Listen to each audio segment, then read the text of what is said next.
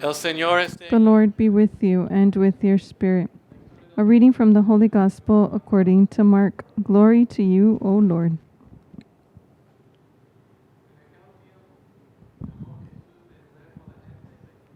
Jesus summoned the crowd again and said to them, "Hear me, all of you, and understand.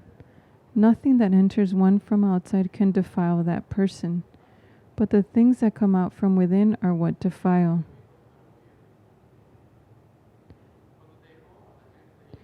When he got home away from the crowd, his disciples questioned him about the parable. He said to them, "Are even you likewise without understanding? Do you not realize that everything that goes into a person from outside cannot defile, since it enters not the heart, but the stomach, and passes out into the latrine?" Thus he declared all foods clean. But what comes out of the man, that is what defiles him. From within the man, from his heart, come evil thoughts, unchastity, theft, murder, adultery, greed, malice, deceit, licentiousness, envy, blasphemy, arrogance, folly. All these evils come from within, and they defile.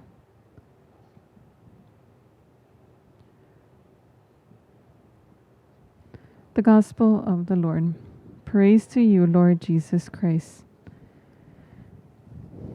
Good afternoon, everyone. The human person has received the great gift and task of freedom. Beginning with our creation in the garden, with the covenant between God and man. Every person has this capacity to move forward in the path of God. In a reflection about Genesis chapter 2, St. John Paul II wrote that this tree of life and the tree of the knowledge between good and evil has its roots not only in earth, but in every heart. Because it is in every heart where we have the possibility of maintaining God at the center of our garden, or the world and anything else at the center. And every choice is to decide where we are going, but who we are. And today we celebrate a young saint, Saint Joselito, this Cristero that had so much courage. He was only 13 years old. He had an understanding that was so profound about the capacity of human freedom to choose the will of God. He received his faith in a simple family, poor Mexican of Michoacan. They would pray the rosary daily as a family. And also at 13, when the laws of Calles, the president, implemented in Mexico, and then the Cristero War began, his brother decided to enter and defend churches like a Cristero. And so the example of his older brother inspired this young man, this young lad, to follow his footsteps. He wrote to the chief of the Cristero army so that he may receive him as a soldier, but the general responded that he couldn't because of his young age. But Jose continued to write to the general, and eventually the general received this young man as his assistant to wash his horse and to help maintain the camp of the soldiers. In the nights, Joselito decided to teach the other soldiers the Holy Rosary. He would lead the Rosary every night in the field with the soldiers, and the soldiers gave him a nickname of Tarcisius, the martyr, the Roman martyr of the 3rd century, of the catacombs. The soldiers would call Joselito Tarcissus. And one day in a battle, the horse of another general died, and Jose told him, "My general, here is my horse.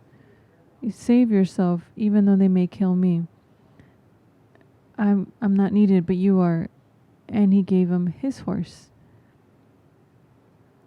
And this young man, the Federals imprisoned him, and they began to treat him violently. On February 6, 1928, he wrote a letter to his mother that we have, and he wrote, "My dear mother, I became a prisoner in combat this day. I think I will die here. But it doesn't matter, mother. Yield yourself to the will of the Lord. Don't worry about my death. Do the will of the Lord. Have courage, and send me your blessing along with my father's blessing." On February 10th, 4 days later, like at 6 p.m., the soldiers took him out of prison and took him to the refugee area. And at 11 p.m., the supreme hour came. They cut violently his feet. They made him walk, beating him as he walked on the streets towards the cemetery. And he was walking, singing to Our Lady and crying out, "Long live Christ the King and Our Lady of Guadalupe."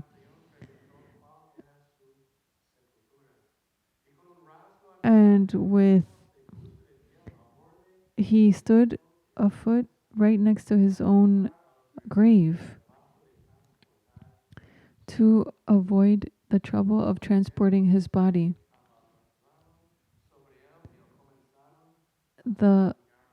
The other soldiers began to beat him, and in every beating he cried out, "Long live Christ the King and long live Our Lady of Guadalupe." In the middle of the torment, the chief captain asked him that he would tell his parents what he wanted to tell his parents. And then Jose responded, "I'll see you in heaven, and that I love you with all of my heart, and long live Christ the King and Our Lady of Guadalupe." That was the message of Joselito to his parents. And as these exclamations of faith and love cried out from him, the captain shot him in the head, and the young boy fell inside his tomb. Bathed in blood, his soul went directly to heaven. In 1928, on this day, a young saint that wanted to maintain a pure heart, that discovered a greater love than all the torments and evil of the enemies on earth, but also with this courage to pray for the conversion of his enemies and to show his love and his faith for the Holy Church and his fidelity to the apostolic faith. Like our Mother Founders teaches us, the gospel can only be announced, proclaimed, and testified when it has transformed the life and the heart, behavior, and is manifested in works of love and truth. Holiness is the authenticity of witnesses and the strength of their evangelization. We have seen the face of Christ. This is what the saints say, and his transfigured face, and the light of his holiness has transformed me, has given me this strength to love to the extreme, and has conquered my heart. The witness is she who has been conquered by Christ and who wants to conquer the entire world out of the same love. We can say that a witness is a man or a woman who can cry out with all of his being, all of his heart, and all of his life, "Long live Christ the King and Long live Our Lady of Guadalupe. All for the heart of Jesus through the heart of Mary.